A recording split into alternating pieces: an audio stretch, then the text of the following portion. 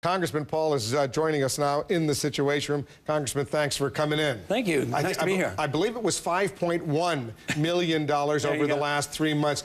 You were probably even surprised how well you did. Yeah, I'm always surprised about how well we're doing. I mean, our numbers keep growing, the support keeps growing, we get more volunteers, and this money coming in was a pleasant surprise, but we're very pleased. And you have a relatively small professional staff. Correct me if I'm wrong. Most of your supporters are volunteers. Absolutely, and sometimes we don't even know where they are or where they've come from. They're so spontaneous, and they do their own organization, but it is getting bigger. But, you know, to get started, we had just 2 or 3 or 4 in a small office, but now we're up to over 30. And most of your money is coming in from donations online? The larger part of it is coming through the internet, which makes it easier. What do you attribute this $5.1 million? That's just under John McCain. He's a household name. He's been around for a long time. He got about $6 million in the last quarter. Why are you resonating with people out there? Is it because of your opposition to the war in Iraq? I think that's part of it, but I think it's a couple things. I think the message obviously is popular enough. They say, yes, we like the ideas of freedom, the Constitution, limited government, less taxes.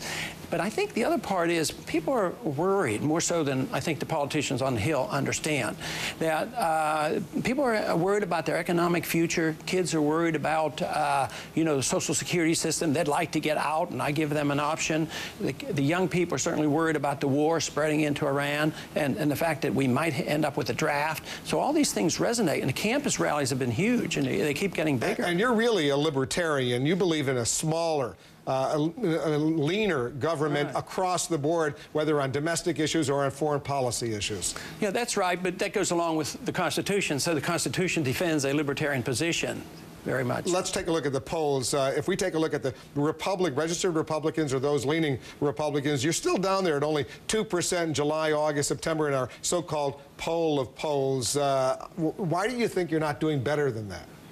Well, you know, they said that we were much weaker than they assumed, that there were just a few people out there. There were a couple libertarian experts on the internet spamming. Well, it turns out that you can't spam, and that people who spam can't donate money. So the numbers are out there. Why it doesn't reflect in the polls, I don't know. Maybe sometimes they don't even list my name. But you're running all the way.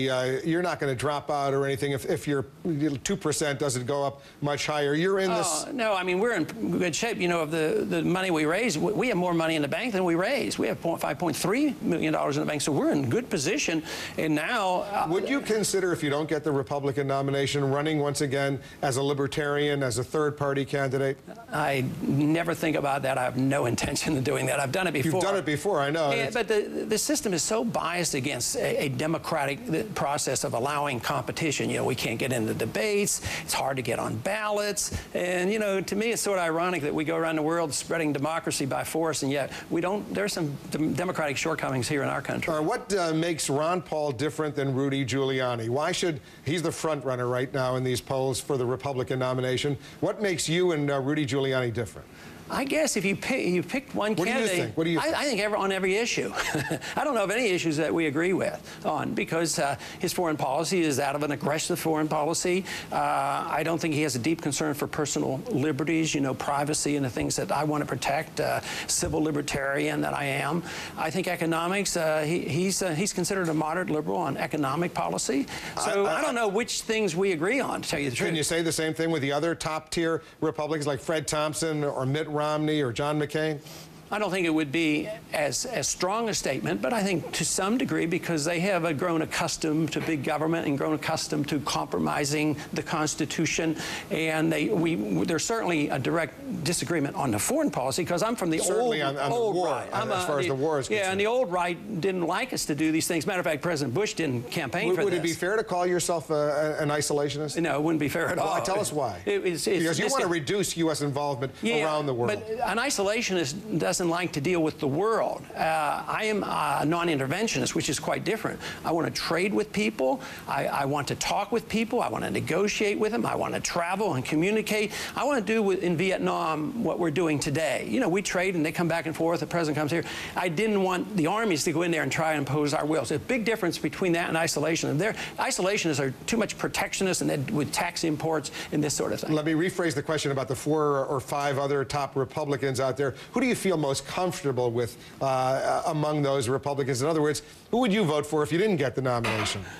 Well, that's an unfair question. But if you want to answer it, go ahead. You're a blunt guy. You speak your mind. You've never hesitated in the past to tell us what you think. Well, you know, I don't have one there that agrees with me a whole lot, but I would say I have a close friendship with Tom Tancredo. He comes to I have a little group in Congress called the Liberty Caucus. He comes there and we visit. We both had lunch together today. I think you agree with him on the illegal immigration issue?